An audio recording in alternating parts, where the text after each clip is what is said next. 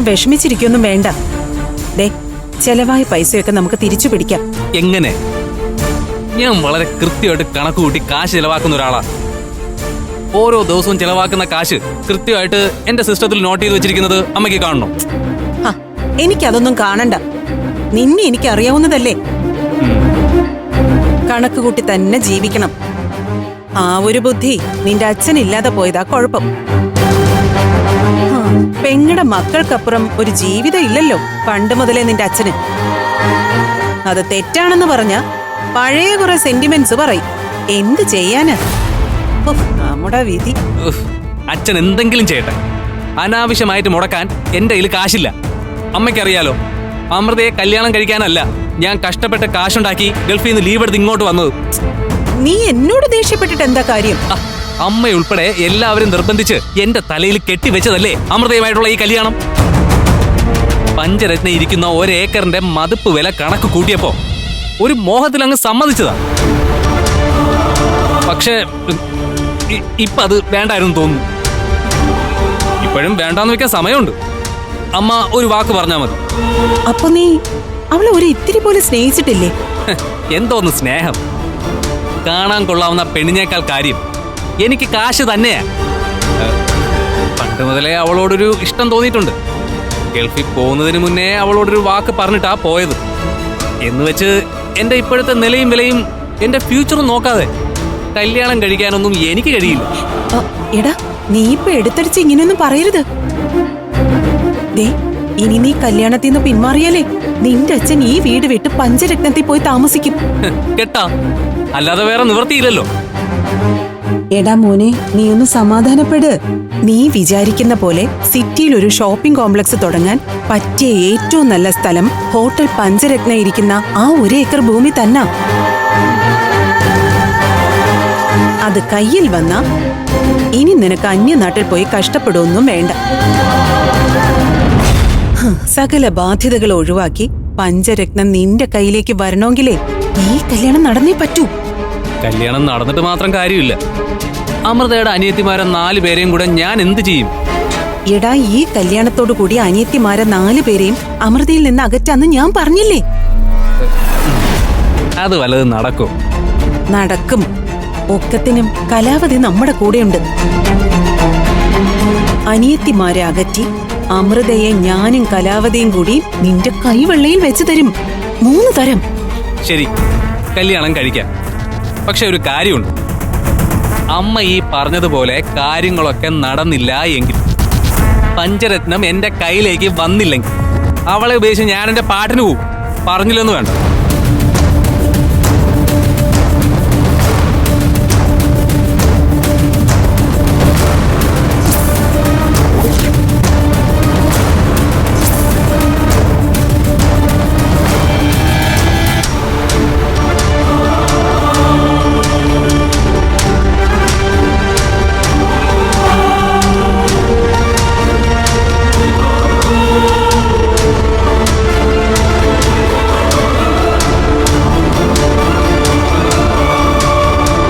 നീ ഇങ്ങനെ ഊണും ഉറക്കവും നഷ്ടപ്പെട്ട് ടെൻഷൻ അടിക്കുന്ന എന്തിനാണെന്ന് എനിക്ക് മനസ്സിലാവാത്തത്.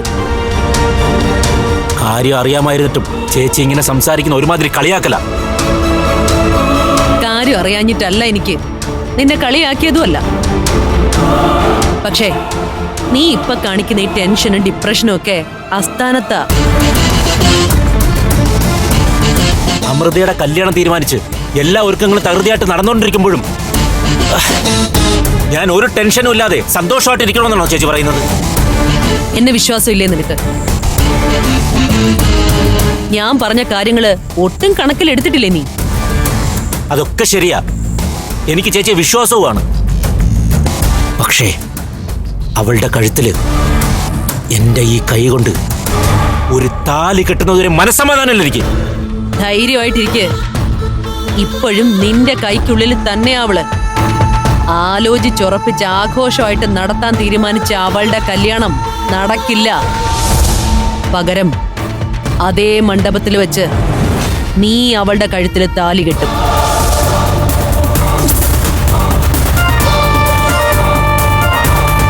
നിന്നെ കൊണ്ട് ഈ കലാവതി അത് ചെയ്യിച്ചിരിക്കും. 3 നാൾ വെള്ളത്തിൽ നിന്ന് അവളെ പൊക്കിയെടുത്തത് എന്റെ ഈ കൈകളാ. ആ ചെറുപ്പത്തിൽ തുടങ്ങിയ മോഹം അവളെനിക്ക്. എന്തെങ്കിലും ഒരു സാഹചര്യത്തിൽ അവളെ എനിക്ക് കിട്ടിയില്ലെങ്കിൽ മേലും കീഴും നോക്കില്ല. മഹേന്ദ്ര, നീ ഇല്ല ചേച്ചി, എനിക്ക് പറ്റില്ല. അവളെ മറ്റാരെങ്കിലും സ്വന്തമാക്കുന്നത് എനിക്ക് സഹിക്കാൻ കഴിയില്ല.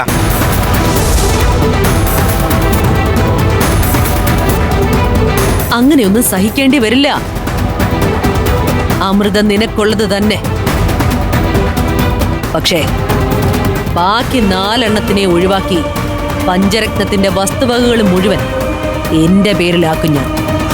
വേണ്ട, വസ്തുക്കളോ സ്വത്തുക്കളോ ഒന്നും എനിക്ക് വേണ്ട.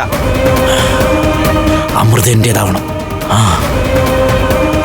അതിനുവേണ്ടി ബാക്കി 4 എണ്ണത്തിന്റെ കാര്യം ചേച്ചി പറഞ്ഞില്ലേ? വേണ്ടി വന്നാ ഇല്ലാതാക്കാനും തയ്യാറാ ഞാൻ. വരട്ടെ. പെട്ടെന്നൊരു തീരുമാനം എടുക്കേണ്ട കാര്യങ്ങളല്ല അതൊന്നും. നാറ്റിച്ച് നാട് കടത്താൻ ഒരു അവസരം കാത്തിരിക്കുക ഞാൻ. അത് വരും. ഇല്ലെങ്കിൽ അതിനുള്ള സാഹചര്യം ഉണ്ടാക്കും ഞാൻ.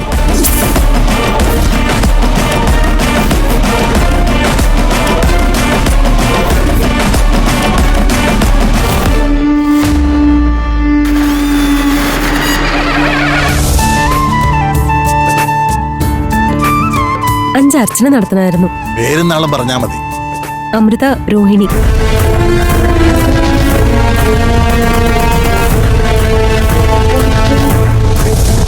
അഖില ചിത്തിര.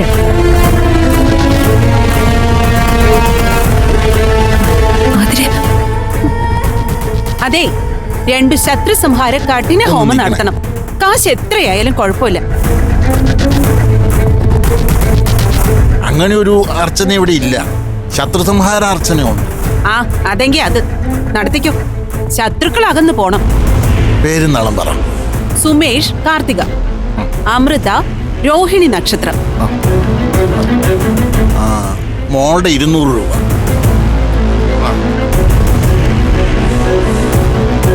എത്രയായി? അവിടെ 100 രൂപ.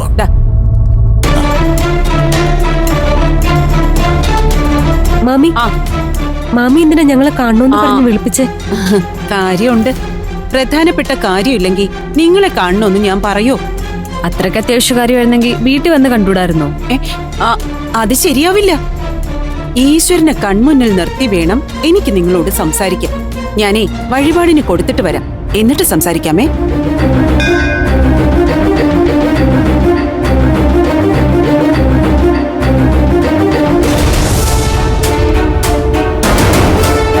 മാമി ഇന്ന് എന്തിനായിരിക്കും നമ്മളെ വിളിച്ചു വരുത്തിയത്? എന്തായാലും നല്ലതൊന്നും പറയാനായിരിക്കില്ല. അങ്ങനൊരു ശീലം മാമിക്കില്ലല്ലോ. എന്തോ കുഴപ്പമുണ്ട്. അല്ലെങ്കിൽ പിന്നെ അമൃതേച്ചി കൂട്ടാതെ വരാൻ പറയില്ലായിരുന്നു. ആ പറഞ്ഞത് തന്നെയാ കാര്യം. വെറുതെ കാണാൻ വേണ്ടി വിളിച്ചല്ല.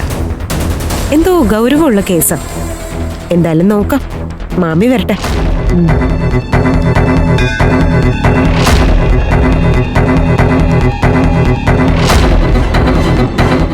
മാമി വരുന്നു.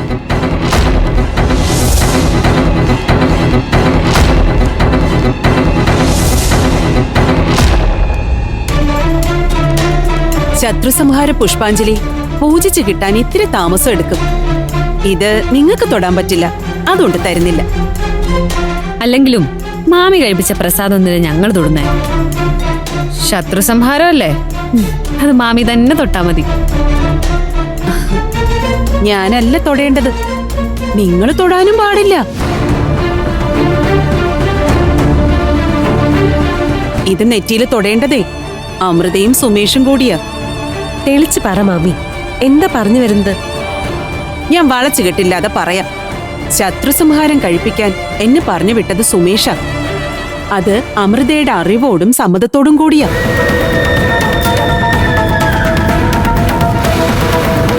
അതുകൊണ്ട് ഇവിടെ എന്നെ കാണാൻ വരുന്നത് പോലും അമൃത അറിയരുതെന്ന് ഞാൻ പറഞ്ഞത്.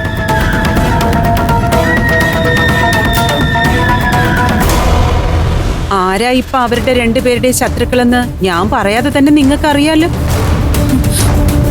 ആരാ? അമൃതയുടെയും സുമേഷിന്റെയും സ്വർഗത്തിലെ 4 കട്ടുറുമ്പുകളാ മക്കളെ നിങ്ങള്. അവരുടെ ജീവിതത്തിലേക്ക് ഒരു ബാധ്യതയായി കടന്നു ചെല്ലുക നിങ്ങളിപ്പോ. ഇന്ന് അമൃതേച്ചി പറഞ്ഞോ? അവൾ എന്നോട് പറയില്ലല്ലോ. പക്ഷേ ചെറുപ്പം മുതലേ മനസ്സ് തുറന്ന് സംസാരിക്കുന്നതേ സുമേഷിനോടാ. അവര് തമ്മില് വലിയ ഇഷ്ടത്തിലായിരുന്നു. അതുപോലും നിങ്ങളോട് ഇന്ന് വരെ അമൃത തുറന്നു പറഞ്ഞിട്ടുണ്ടോ? പുറമേ കാണുന്നത് പോലെയൊന്നും അല്ല അമൃത. അവള് സുമേഷിനോട് പറഞ്ഞതേ, ഈ ഭാരം താങ്ങി താങ്ങി ഞാൻ മടുത്തൂന്നാ.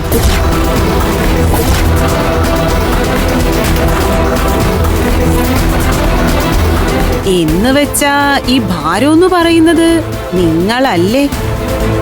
അല്ലേ? ഇതുവരെ നിങ്ങൾക്കത് ബോധ്യപ്പെട്ടിട്ടില്ലായിരിക്കും. പക്ഷെ ഇപ്പോഴത്തെ അവരുടെ ഒരു രീതികൾ വെച്ച് നിങ്ങൾക്കത് മനസ്സിലാവും. ഒന്ന് ശ്രദ്ധിച്ചു നോക്ക്. കുറച്ചൊക്കെ മനസ്സിലാവുന്നുണ്ട് ഞങ്ങൾക്ക്. ആണോ? ഓ, അപ്പൊ ഞാൻ പറഞ്ഞത് സത്യമാണെന്ന് നിങ്ങൾക്ക് മനസ്സിലായല്ലോ. ഞങ്ങളിപ്പോ എന്ത് ചെയ്യണം? ചേച്ചി വിട്ട് പോണോ? ഓ, എന്നൊന്നും ഞാൻ പറയില്ല. പക്ഷെ ഞാൻ മനസ്സിലാക്കിയെടുത്തോളം അമൃതയുടെയും സുമേഷിന്റെയും ആഗ്രഹം അതാ.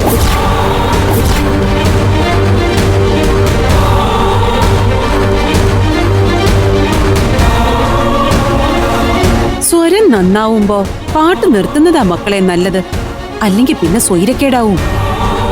ദേ, ഞാൻ എന്റെ മോൻ പറഞ്ഞത് നിങ്ങളോട് പറഞ്ഞു എന്നേ ഉള്ളൂ. എല്ലാം നിങ്ങളാ തീരുമാനിക്കേണ്ടത്. ഇറക്കി വിടുന്നതിനേക്കാളും നല്ലത് ഇറങ്ങിപ്പോകുന്നതാ.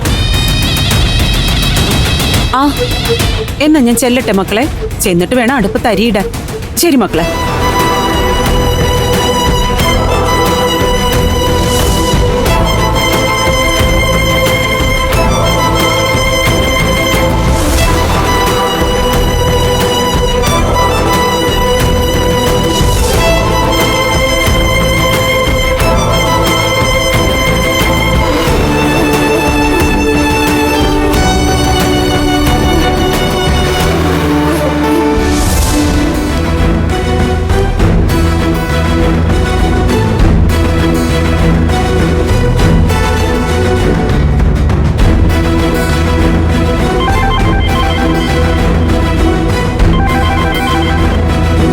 ഹലോ, ആ, ഞാനാ കലാവതി, അംബിക. മനസ്സിലായി. അംബികയുടെ നമ്പർ എനിക്ക് കാണാൻ പടമാണല്ലോ. എന്തായി? നമ്മള് വരച്ച വരയിൽ എത്തുമോ അനിയത്തിമാരുന്നാലും?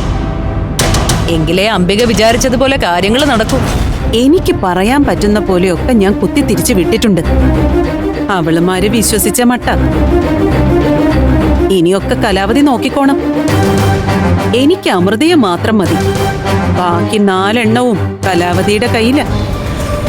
അവരുടെ കാര്യം ഞാൻ നോക്കിക്കോളാം. അതിലൊന്നും ഒരു തരത്തിലുള്ള ആശങ്കയും വേണ്ട. 4 എണ്ണത്തിനെ 4 വഴിക്ക് വിടും ഞാൻ. കിട്ടുന്ന ഓരോ അവസരവും പഞ്ചരത്നത്തിനെതിരെ പ്രയോഗിക്കും ഞാൻ. തെറ്റിദ്ധരിപ്പിച്ചും തമ്മിലടിപ്പിച്ചും അമൃതയിൽ നിന്ന് അകറ്റും അനിയത്തിമാരെ ഒന്നൊന്നായി. ആ, മതി, അത് മതി.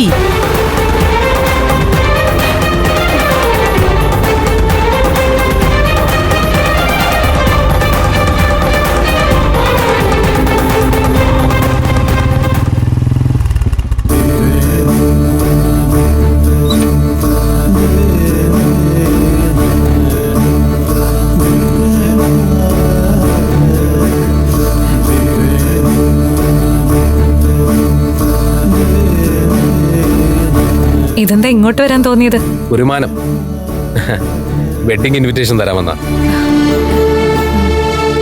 ഏറ്റവും ഇഷ്ടപ്പെട്ടവർക്ക് ആദ്യം കൊടുക്കണമെന്നല്ലേ? താ നോക്കട്ടെ.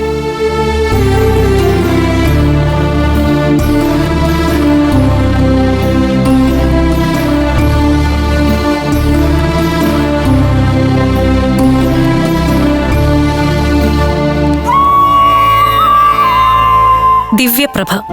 നല്ല പേരാട്ടോ അഭിമന്യു. വല്ലാതെ പ്രഭ ചൊരിയും ജീവിതത്തിൽ.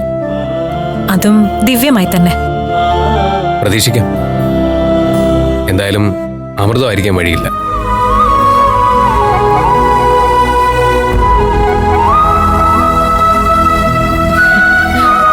ഒരേ ദിവസം, ഒരേ മുഹൂർത്തം. എന്താ? അഭിമന്യുവിന്റെ കല്യാണ ദിവസം അതേ മുഹൂർത്തത്തിൽ തന്നെയാ എന്റെയും വിവാഹം. ഓ,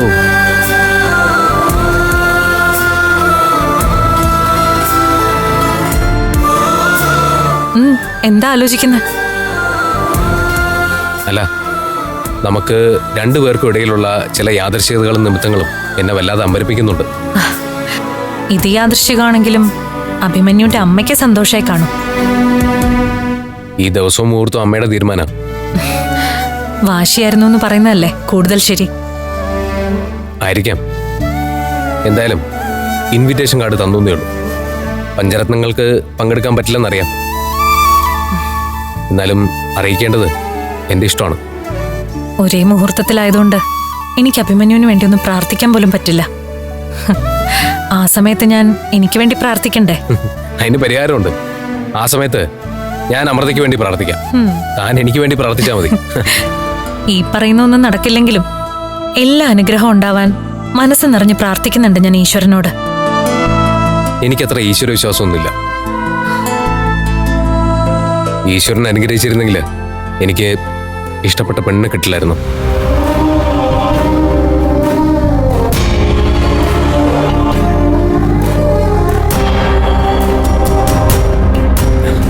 പോട്ടെ.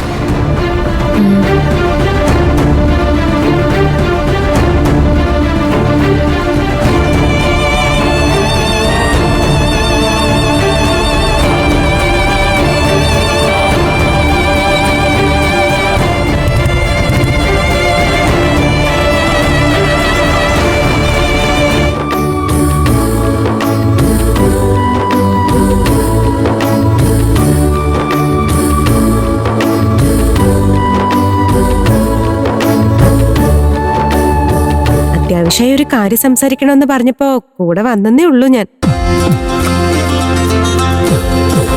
എന്നിട്ട് ഇതുവരെ ഒന്നും പറഞ്ഞില്ലല്ലോ. എന്താ സാറിന്റെ ഉദ്ദേശം? ഒറ്റ ഉദ്ദേശമേ ഉള്ളൂ. അത് നിന്നോട് വാക്കുകളുകൊണ്ട് പറഞ്ഞു തീർക്കാവുന്നതല്ല. ഇഷ്ടം കൊണ്ട് നിന്റെ മുഖം ആവോളം കണ്ടു തീർക്കാനുള്ളതാ. എനിക്ക് മനസ്സിലായില്ല. എന്താ ഈ പറഞ്ഞു വരുന്നേ? എന്നെ നിനക്ക് മനസ്സിലായില്ലെങ്കിൽ പിന്നെ ആർക്ക് മനസ്സിലാവും? നീ ഇങ്ങനെ അന്തം വിട്ട് നോക്കണ്ട. നിന്റെ തൊട്ടടുത്ത് ഇങ്ങനെ ഇരിക്കണം. നിന്റെ സംസാരം കേൾക്കണം. നിന്നെ ഒരുപാട് ഒരുപാട് അറിയണം. അതാണ് എന്റെ ഉദ്ദേശം. ഇപ്പൊ മനസ്സിലായോ? ചുമ്മാ ഒരു ആവേശത്തിൽ ഓരോന്ന് പറയരുത്. നമ്മൾ തമ്മിൽ ഒരുപാട് അന്തരമുണ്ട്. താനീ കാണിക്കുന്ന ഇഷ്ടമൊക്കെ കാണുമ്പോ ഞാനൊരു പെണ്ണല്ലേ, ആഗ്രഹിച്ചു പോവും. അവസാനം ഞാൻ വല്ലാതെ വിഷമിക്കേണ്ടി വരും. ഇതൊക്കെ നമ്മൾ ഹോസ്പിറ്റലിൽ വെച്ച് സംസാരിച്ചല്ലേ.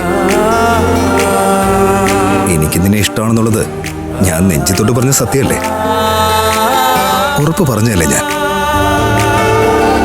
എനിക്ക് നീയല്ലേ ഒരു മറുപടിയും തരാത്തത്. ഞാനിപ്പോ എന്താ പറയണ്ടേ? ഒന്നുകിൽ ഇഷ്ടമാണെന്ന് പറയണം, അല്ലെങ്കിൽ പോടാ പുല്ലെന്ന് പറയണം. ഇതിനിടയിലുള്ള ഒരു സംസാരവും വേണ്ട.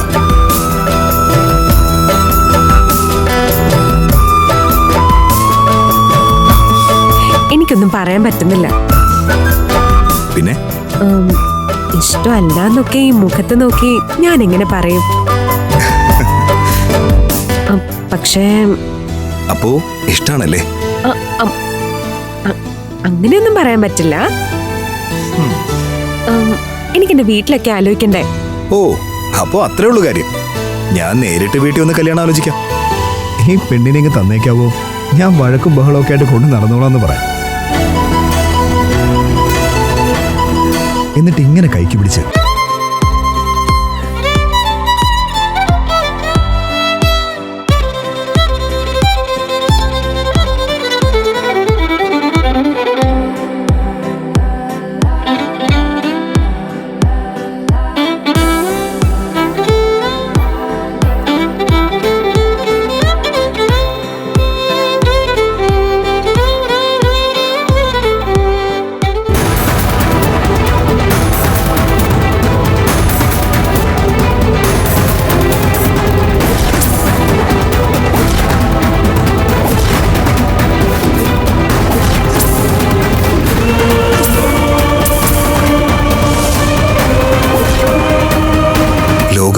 കൊണ്ട് നടന്നോളാം ഞാൻ. വെറുതെ പറഞ്ഞ് എന്നെ വല്ലാതെ മോഹിപ്പിക്കരുത്. ഇല്ലെന്ന് എത്ര വട്ടം പറഞ്ഞു.